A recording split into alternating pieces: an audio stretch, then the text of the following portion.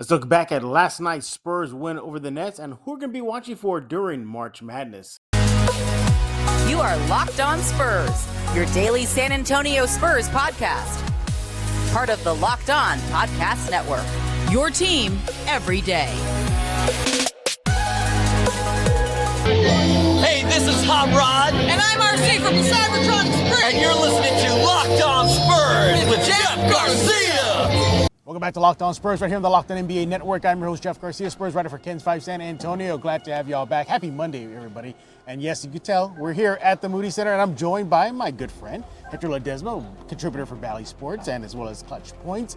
We're going to talk about the Spurs win. They actually won, Hector. It was huge. They won. They won. And they won in the way that they've struggled losing so often in that down the stretch. Mm-hmm. They actually executed, right? We've seen a share of blowouts, especially early on in the season. Yeah. But we've seen them in a lot of games get close, fight. That hasn't been the issue. It's the execution down the stretch. Absolutely. In Austin last night against the Nets, they executed down the stretch. Absolutely. Beating the Brooklyn Nets 122-115 in overtime. So we're going to give you our 3 quick takeaways from the game. And then coming up next, we're going to have Jack Thompson. We're going to be discussing March Madness, players that you should be looking out for during the tournament. Before we do that, again, good overtime win, showed poise down the stretch. You are the guest. You go first. What's the one big takeaway so far? What is your thoughts from the game? In terms of, you want me to start with your first takeaway? In terms of the way, getting it in overtime. Remember this, they were able to pull out in overtime even though they had the ball last in regulation and weren't able to convert, right? They had that weird possession where I think it was Trey gave it to Devin, and then they tried to get it to Wemby. The pass was knocked away, and Wemby's got to shoot a desperation shot like near half court because time's running out. Despite that, and despite the Nets scoring the first couple of buckets in overtime, the Spurs were able to bounce back. So in terms of the takeaway of being able to execute down the stretch and getting the big win anyway, to me that stood out because there were several moments where you thought, here it goes again. Yeah, exactly. And they didn't allow that to happen. Yeah, my takeaway is poise. A lot of poise down the stretch. It was nip and tuck.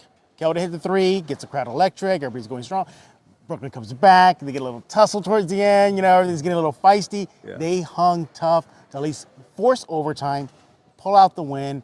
I know it's late in the season, but hey, better late than never. At least they're showing some sort of poise, growth on the court as far as something non-statistical, just that maturity, if you will. Because Pop has used the word immature a couple times this season. Right.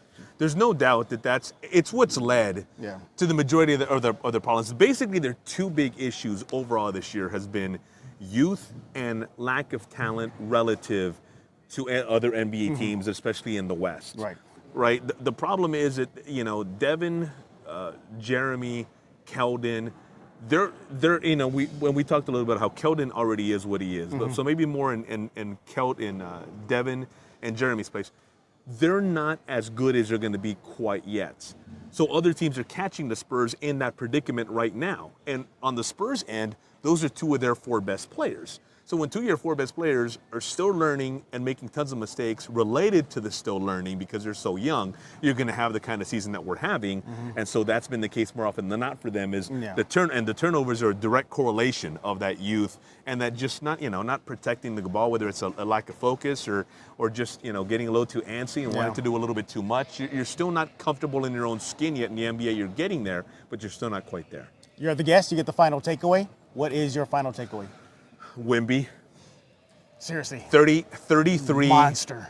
33, 16, 7 blocks, 7 assists. During the game, I caught Hector. He sat next to me in press row, just gasping. Not in a bad way, in a good way. He was like, God, are you seeing this, Jeff? That's all he kept on telling me during the game. I still can't help myself. We've been covering the guy for closely, nightly, daily.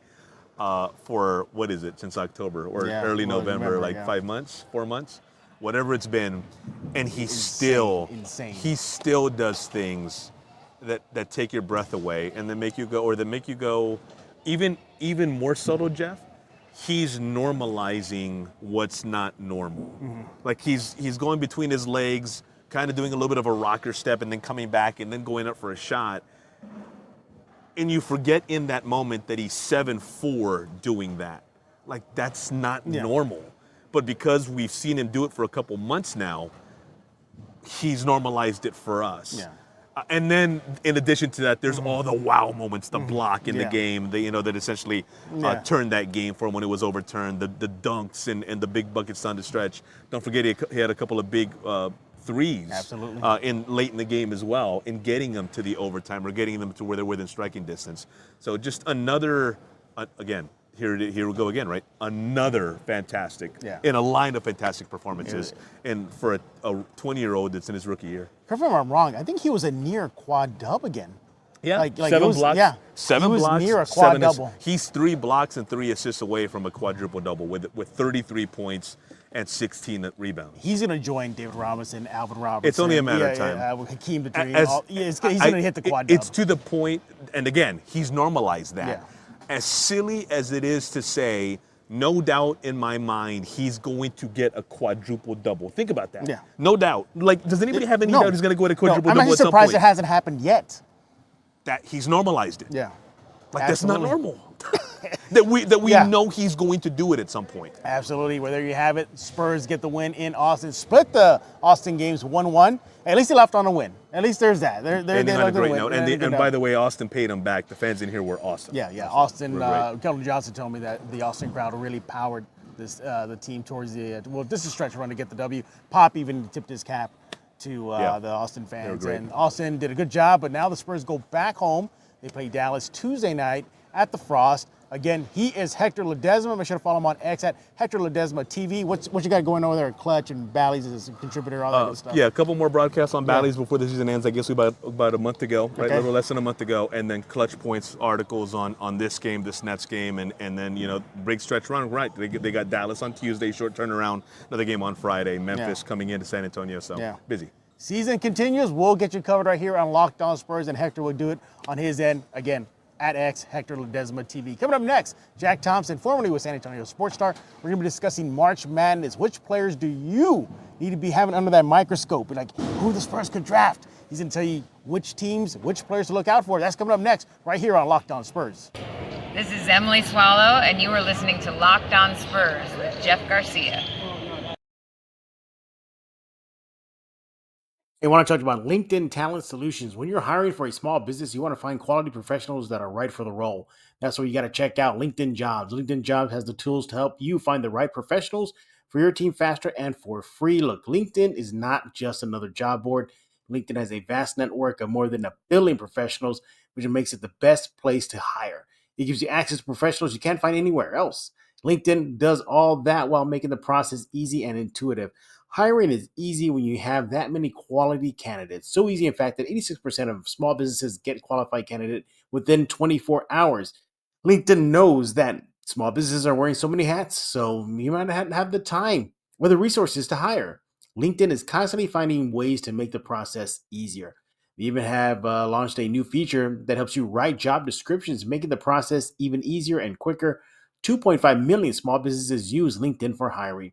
Post your job for free at linkedin.com/LockedOnNBA. That's linkedin.com/LockedOnNBA to post your job for free. Terms and conditions apply. All right, now we're joined by Jack Thompson, formerly with San Antonio Sports Star. Make sure to follow him on X at Jack_Thompson33. Jack, welcome back to Locked On Spurs. What is up, Jeff? How you doing? Hey, I know. By the way, I know it's your time of the year, man. March Madness. Oh yeah. Here. Oh yeah. Absolutely my time of the year, man. I watched every game yesterday. Is the tournament coming to San Antonio this year, or is it next year? I think it's next year we get some Elite 8 games. Fun time. Do you go to those games in San Antonio? Do you get tickets? Oh yeah. Last time they were here when we had the Sweet 16, I went. All right. Awesome. It was a blast. That is why we have Jack on today. Why? Because of March Madness and the Spurs likely going to have a top 10 pick. Jack, as of this recording, I think the worst the Spurs can do right now is number 7. Mm-hmm. So they're going to fall in the top 10, so it's going to happen. So that begs a question with March Madness starting. There's going to be several top players that could be playing in the tournament. Give me 2 to 3 players that will be playing and those players that the Spurs fans need to watch for and whose stock could rise or fall. Well, I guess we can start with the two Kentucky guards, Mhm. Rob Dillingham, Reed Shepherd. Those two freshman guards, especially Reed Shepherd, took college basketball by storm this year. They both showed that they definitely have an NBA game. I'm a little bit nervous to see how they translate to the NBA because it's such a bigger, stronger, faster league, and they're both, kind of smaller guards, but they have an extreme shooting prowess, Mhm. very good off the dribble, great guards. So they'll have a lot to prove. I think after them, you know, a lot of the players that the Spurs are being tied to are either, European or Mhm. from GLeague Ignite. So I would say players that I would like to see the Spurs get that will be in it. We got Jacoby Walter, a Okay. guard from Baylor. He's a shooting guard, got, great size, great scoring ability. I think with Baylor, he'll have a lot to prove. And that's three freshmen that we've talked about right now. Right. Someone that is not a freshman that maybe the Spurs could lean to grab that is a positional value that we'll need is Dalton Connect. Mhm. He's a big 6'7", 6'8" forward shooting guard. Been killing it at Tennessee. Multiple 40-point games this year. Really, really good shooter off the bounce and off the catch. I think he would definitely, of all the prospects, he might have the most seamless, at least all the college prospects, Right. he might have the most seamless transition into the NBA because he is an older player. They think this is his senior year. So he spent a lot of time in college, perfecting his game already, and he's got a grown man's body. Yeah. So I think he will be the one that translates the easiest to the NBA. Who do you think has the most to lose in this March Madness run? Is it pretty much all of them because of the weak draft stock? I mean, can you foresee some of these guys' stock just taking a big leap depending on their play or a big step back? I think it's going to be really telling how the Kentucky guards play. I think that will either blow their stock up and they'll be both, in that top seven, or if one of them or both of them struggle, they could definitely fall back into the late lottery. Hmm. I think Steven Castle, another player that's on the Spurs watch, the guard from UConn, I think he can really, blow up his stock or kind of weaken it like the Kentucky guards. He's projected ahead of them both in a lot of mock drafts right now. So I think if he really has a great tournament, he can really blow up and maybe solidify himself as a top 5 pick. Yeah, you mentioned the G League Ignite. Uh, who are a couple of names that are on the Ignite team right now the Spurs could grab? And I mean, outside of Dominic Barlow, there really hasn't been that much success. Well, I'm sorry, was Scoot Henderson, right? He was a G League Yeah, Igniter, Scoot right? Yeah, yeah. Henderson's G League Ignite. Good. So Um, really, it's just been kind of Barlow and Henderson, but even Henderson struggled this year. yeah, Henderson has struggled quite a bit. I think from G League Ignite this year, the players that will be drafted the highest will be Matas Buzelis. We Hmm. saw him in the All-Star game. He looked really good, hit that game winner. Yep. Definitely a player I would like the Spurs to chase. I think he would fit in very well. He reminds me a lot of Franz Wagner. I think he's got a very multifaceted game. And then after him is their forward, Ron Holland. He's, Hmm. Texas boy out of Dallas, went to Duncanville. He had a fantastic year for Ignite. He led them in scoring. He's just hurt at the moment, so we did not get to see him in the All-Star game. And with him, he's a super explosive and athletic player. Can get to the rim with ease, can dunk on anybody. What he struggles with is his shooting ability, but he Yeah. has definitely improved that quite a bit over his time with Ignite. So those guys are both looking at Matas is probably locked into a top 7 pick, I Hmm. would imagine, and Ron Holland will probably fall towards the late lottery. Yeah. Is the jury still out on the G League Ignite players because how Scoot Henderson struggled and just really hasn't been proven to be a big players coming out of it haven't really blown up the league. I mean, I thought Henderson was going to be the first, but he's kind of been I think the jury might still be out. The only difference is, I mean, you're getting, kids that should be freshmen in college that, have fully dedicated their lives to basketball.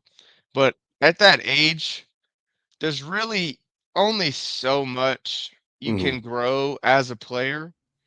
So I think the benefit of college and maybe 1 or 2 years in college is probably better than just 1 year in GLeague Ignite. Yeah. But I mean, these guys are destined to go pro anyways, so I think it is what it is at this point. Yeah, circling back to March Madness, obviously I'm going to assume there's going to be a lot of scouts probably at these games, watching, taking notes, and whatnot. For San Antonio, though, considering who's in the field right now for March Madness, who do you think might have the long shot? Which player could have that? You know what? Watch out for this kid because he could definitely be a Spurs type player, and his stock could be, I don't say on the bubble, but being watched at. He'll be looked at the highest. Who do you think that could be? Who will probably get the most eyes during this tournament?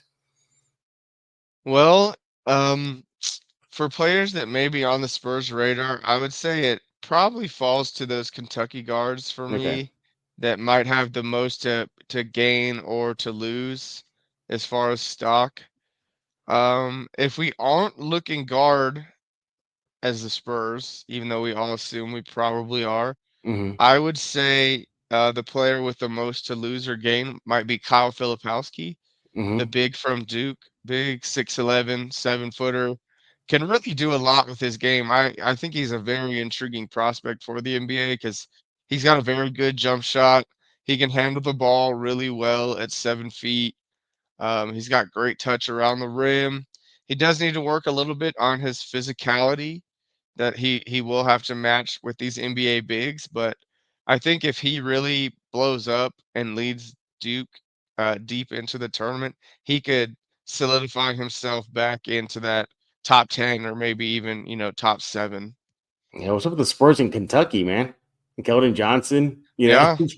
they definitely love those guys coming out of it. But look, regardless of where the Spurs fall, whether it's the number 1 pick or number 7, you mentioned it a little while ago, international. The international players could be heavy hitters this draft with was that Sarr, a French guy and everything. I know it's not on the agenda right now, but there is another tournament that's going to be happening this summer. It's called the Olympics. Yep. You got Sarr playing. I think Ricochet is going to play with Team France. I don't know for sure. Oh, nice. Yeah. And then, of course, Wemby and the whole crew there. But, with Sarr and Ricochet, those guys are kind of the names in the top 10 and everything. Do you expect them probably to get more looks versus the college players this year, just the international players, whether it even be Topic or whoever else that may be? I definitely think those games, hold a lot more weight than the March Madness games do. Like, while March Madness is fantastic, it's great basketball. I think when you're playing in the Olympics or FIBA or anything of that sort, you're playing against guys who are, everyday pros. Those are guys that make their living off the game of basketball. And if you can go out there and show up and show out against those caliber of players, I think that definitely holds more stock than playing in a game where, like 90% of the guys on the roster aren't going to play in the NBA. Yeah. It looks like it's going to be a fun summer of basketball. Obviously the Olympic tournament is going on. Team USA, Team France, Wemby, good. And even right now, you have March Madness going on right now. Side question here is this year's NBA Combine perhaps one of the most important in recent years because of the weak draft that many project that these players will just be coming out of a weak draft. How important do you think this year's NBA Combine will be?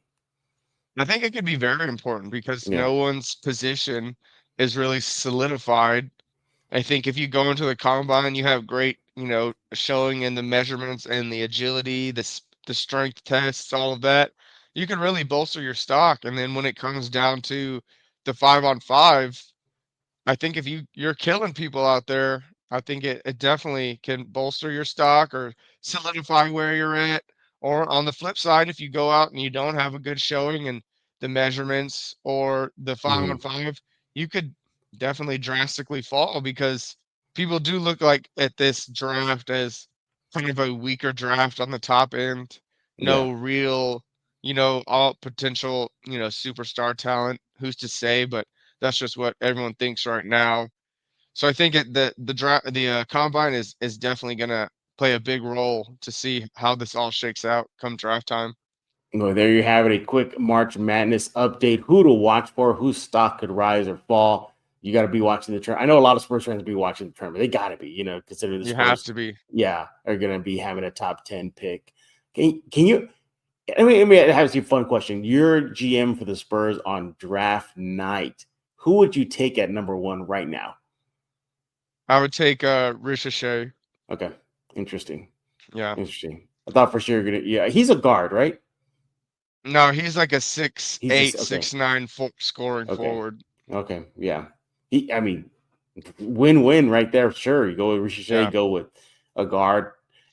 How's Topic holding right now? Is he still holding in that top 10? Yeah, he's still holding in the top 10. I think since he has been hurt, people, not have forgotten about him, but there's the recency bias. So if Mm-hmm. they're not seeing him play, he kind of falls to the back of your mind. So I Yeah. think that has what's led to this meteoric rise of the Kentucky guards Mm-hmm. jumping all the way, into the top 5 or even at 1, as I've seen. So I think that's really been the biggest thing is that him not playing has allowed for other guards to rise in the Mm-hmm. draft rankings, but I still think he's the best guard All for right. Well, sure. there you have it. Again, make sure to follow Jack on X at Jack_Thompson33. Ask him anything you want regarding March Madness, Spurs draft players that could be on their radar, so much more. Hey, when we get back, we're going to talk about you, Locked On Spurs fans. What are y'all talking about at the YouTube page? We're going to give a couple to Jack, and we're going to react to that. That's next right here on Locked On Spurs. Hey, I want to talk to you about Stitch Fix. You know that instant confidence boost you get from an outfit that makes you look really good?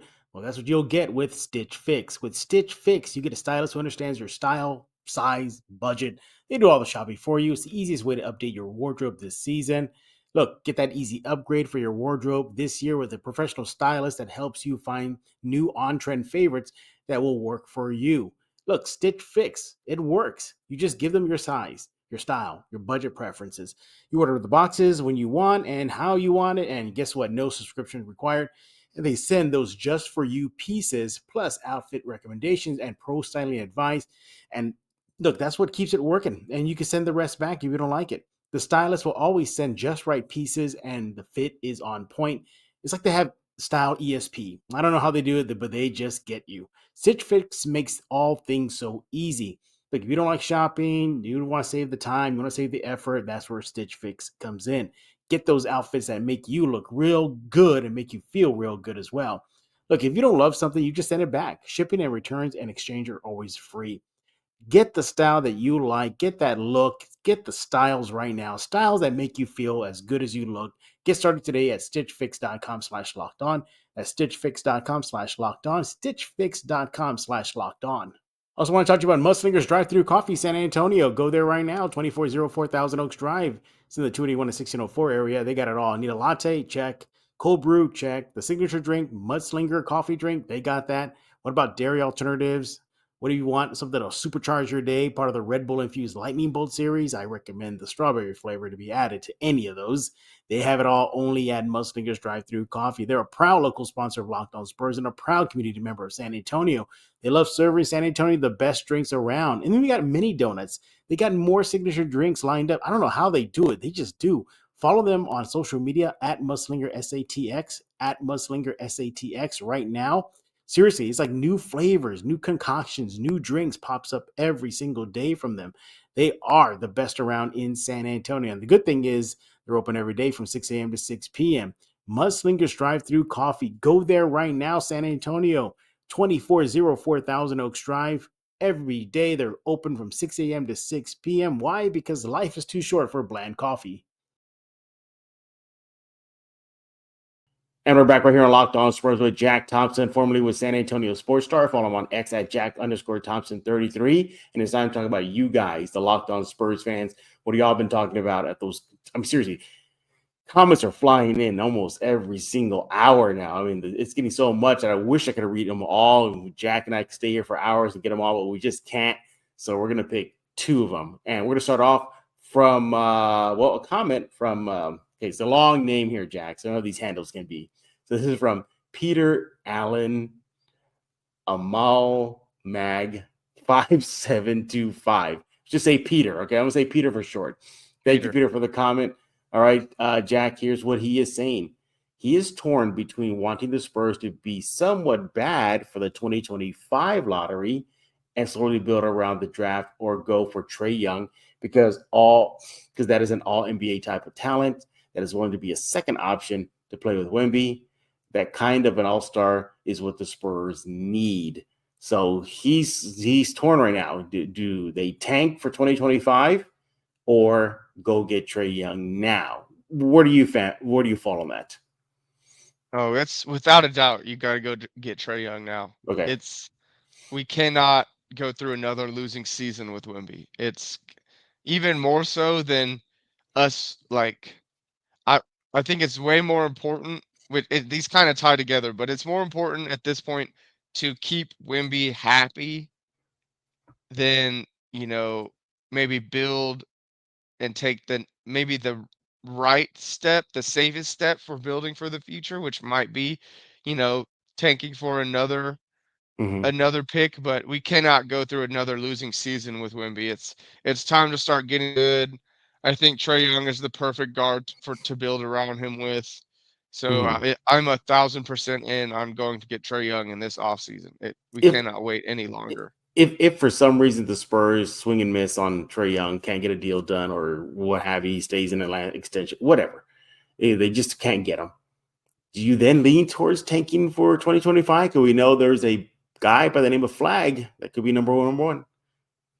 No, I think it's still, you got to bolster the roster and be better. It's Flag, while he's probably going to be pretty good. He's going to be, an NBA, probably be an all-star, all that.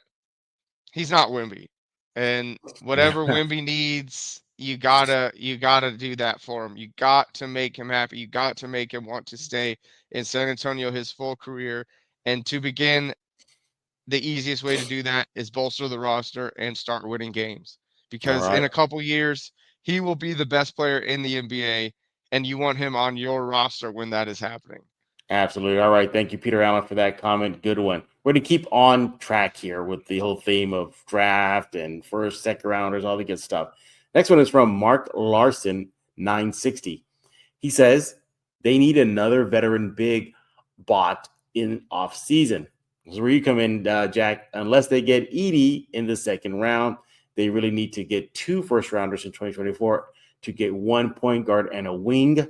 If they get Trae Young without giving back 2025 Atlanta first round pick, it would be worthwhile. Might get lucky in the second round. So another draft-ish question or comment here. First of all, I think we addressed the Trae Young thing, with the veteran being brought in. You say if it's Trae Young. But who is this Edey kid that he's talking about in the second round? Because before we hit the break, you were saying, like, Jeff, you don't know who Edey is? My God, it's pretty crazy that you don't. He won National Player of the Year last year, and he's most likely going to win it again this year. He is the NCAA version of Yao Ming. He's a 7'6", absolutely dominant mountain of a man in the paint. Nobody in college basketball can even come close to guarding him. If this was 10, 15 years ago, this guy would be a consensus number 1 with every team lining up at the door to draft him. The only problem is his type of game has been phased out of the league. He's not a shooter by any stretch. He doesn't handle the ball. But what he does do is he can protect the rim because he'll come Yeah. into the NBA and he'll be the only player in the league that is as big as Wemby. And the only difference is he's probably got 200 pounds on Wemby. He is not only tall, he is a massive human Yeah. being. So he could come in and continue to be quite the dominant force in the NBA. It's going to be very intriguing to watch. I'm excited to see where he lands, and I would not be opposed to it being on the Spurs. It would be crazy to run the two biggest guys in the league on the same team. They can play different styles, the run Yeah, and gun, because free flow with Wimby, or if they got to slow it down, and plot in the middle, then you got Edie. yep, and you can play them together because Wemby loves to play on the perimeter. It Yeah. would be insane. He said this kid could go second round. Is that what he's projecting to be? A second round pick? Yeah, he is kind of looking to be late first, second round, just because he's such a one-faceted Yeah. player. All he's got is back to the basket, post moves. He really doesn't even have a mid-range shooting game. Oh, wow. Maybe he does, and we just haven't seen it because he doesn't have to use it. He's an easy, he could walk out and go 20 and 20 in every game in college without really even trying because he's just so much bigger than everyone. Yeah. So he might not have had to use that part of his game at all. So maybe he does have a little jumper and we just haven't seen it yet. But if he doesn't, he's definitely a single faceted player, and that's why his stock is where it's at. Yeah, you got to figure he is going to get drafted, whether that's late first or second. Yeah, that's going to happen. No two-time player of the year Yeah. is going to go undrafted. Do you think he might go to the G League, though, because of his game being so one-dimensional?